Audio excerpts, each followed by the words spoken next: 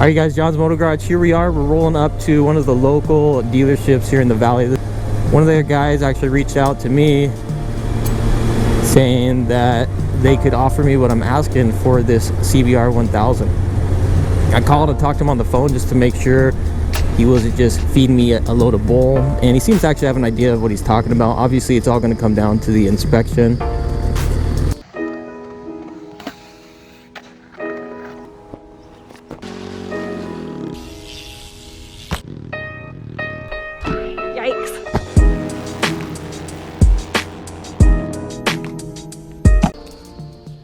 Buenos dias, ¿qué pasó amigos? As always, welcome back to the channel, John's Motor Garage. Thank you for tuning in.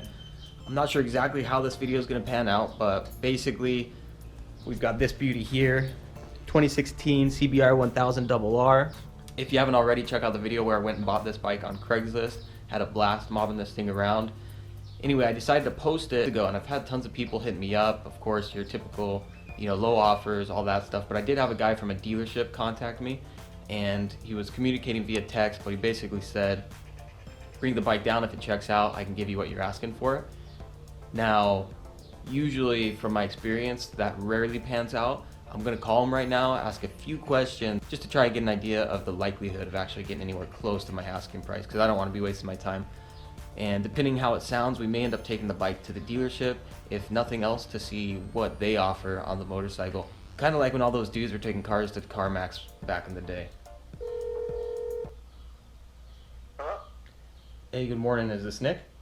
Yes, it is. Hey, Nick. This is John. You had messaged. Hey, what's going on? Not much. You had messaged me a couple days back about a CBR1000 that I'm selling. Yes, sir. Are you at the dealership today? Yes, sir.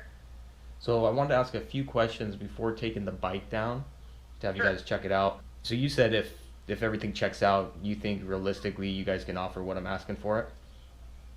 Yeah, I mean, I'm not one to waste anyone's time, and I'm not just going to ask you to come down here and then, if we're too far off, I wouldn't, just by thinking about it. My thing is I don't want to go down there and, spend an hour sitting around to just have you guys say, yeah, we can offer you $6,500 for it. The question then is, if everything checks out, then you're saying realistically you could give me... We'll get you exactly what you're asking for. And even still, I may, even if we do have to replace the front tire, I still maybe be able to get you right where you want to be at. All right, so after talking to the dude on the phone, it sounds like he actually has an idea of the whole process. I'm just curious to see, is it possible? Can I buy a bike and sell it to a dealership and make money? If we do, I'll let you know what I ended up paying for the bike too, but stay tuned. Let's just see what happens. If you haven't already, check out the video where I went and picked up this motorcycle. Such a blast.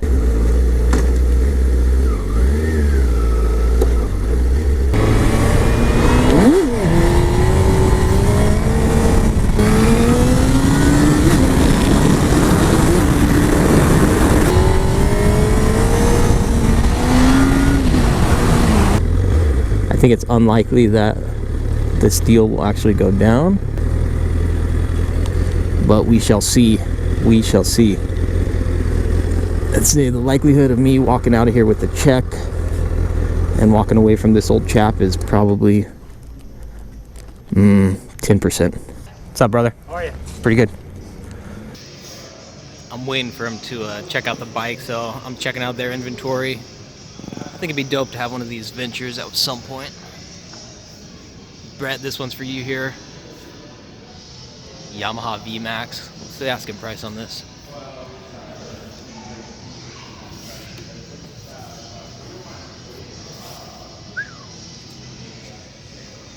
Alright, you guys, so right off the bat they came out to me.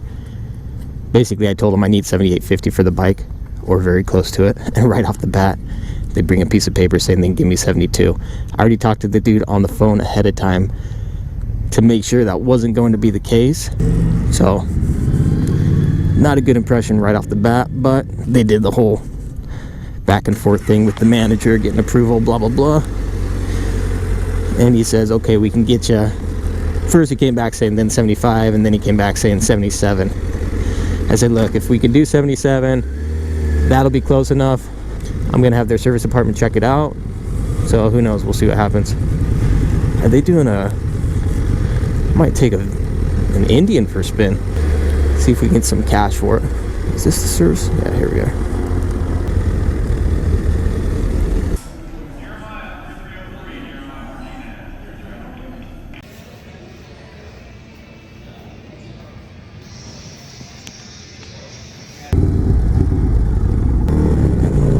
There we go. Alright, you guys, my bike's in the service department. We're gonna see if they can come back and offer me what they said they would, and if so, I'll let you know how much I bought the bike for and how much I ended up selling it for. We'll see. But I'm really getting my eye on one of these slingshots here.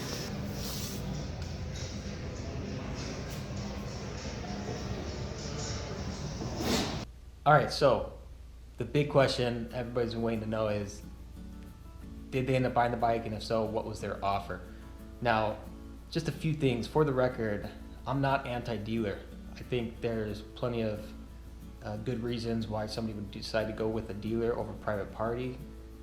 You know, all kinds of good reasons. I'm not going to go over that right now, but I'm not anti-dealer by any means. Just to put this in context, I didn't contact the dealer asking to sell the bike to them. They called me. So when I initially spoke with this person, I basically called to make sure I wasn't going to be wasting my time or his, and I wanted to make sure we were on the same page as far as the value that I needed to get for the bike. So basically, I was looking to get $7,850 for the motorcycle. That's what I had it listed for. Like a 2016 CBR1000RR, has about 8,800 miles on it. Overall, I'd say very good to excellent condition. And I talked to the dude over the phone. I said it's probably gonna need a new front tire, but aside from that, mechanically, I don't know of any known issues. Mileage is low, rear tire has been replaced, so it should be good. I said I need to get 7,850, and so if, assuming it's in good condition, you guys can give me that number, then I'll go down there and let you check it out. So I took the bike down there, and this is what, within the first 5 minutes, they wrote on a piece of paper and gave me this offer. I'll show you the clip. So as you can see, right off the bat, they're offering me $7,200. And I already told the dude over the phone, I have people making me offers. I only had the bike listed for like 3 days, so I'm not gonna take that little. We already went over this. This is why I didn't wanna waste my time coming down here if this was gonna be the case. I said, but thanks for letting me know now before wasting my time having the bike go through servicing while I'm sitting here for an hour. So, you know, basically it was thanks, but no thanks. I'm gonna take off. He's like, okay, hold on, let me go back and talk to my manager. And I just can't stand that game, the back and forth. I understand the psychology behind it, but to me, it's just a waste of time. I was like, look, let's not drag this out. If you can offer me what I'm looking to get, what you know I need for the bike, then I'll have your service department check it out. Otherwise, I'm gonna take off. He's like, okay, hold on. Comes back to me, $7,500. I'm like, dude, you guys are closer, but we're not there. He's like, yeah, but it's gonna need a new front tire and servicing. I was like, yeah, we already talked about that, and a front tire is not $350. Finally, he comes back, he says $7,700. At that point, I was like, okay, you know what, close enough, let's do it. So I take the bike back to servicing. At that point, I was still thinking the odds are pretty low that they're actually gonna look at the bike and not come back with some issue or something that it needs. Well, finally the dude comes back, he's like, hey man, we got the green light, bike checks out, $7,700. So, long story short, they actually cut me a check for $7,700, and I couldn't believe it. So the question is, how much did I pay for the motorcycle? Again, I found it used on Craigslist, and when I initially looked at the bike, the guy was asking like $7,800, but he ended up dropping the price, and I got the alert notification that the price was dropped, and he dropped it to $6,630. So at that price point, I was like, dude, I'll buy it. I'll come take it off your hands. So I went and bought it for $6,630. So yeah, that's what I paid, $6,630. Registration cost me about $150 is what I had for tags and registration. And Arizona is a non-tax state with like these private party sales. So basically the net profit was $900. So for me, I was like, dang, I'll take that as a win. I couldn't believe that I was able to buy a bike private party, go to a dealership and make almost $1,000 on it. I was pretty stoked. The only downside was on my way to the dealership riding the bike, I was like, dude, this thing is pretty dang nice. So I was kind of on the fence at that point, but it was too late. Anyway, there you have it, the drama with the CBR1000. We did end up selling it. We were able to make a G on it, and I'll take it. No complaints here whatsoever. And frankly, I know the dude at the dealership had to play the game. That's just how it is.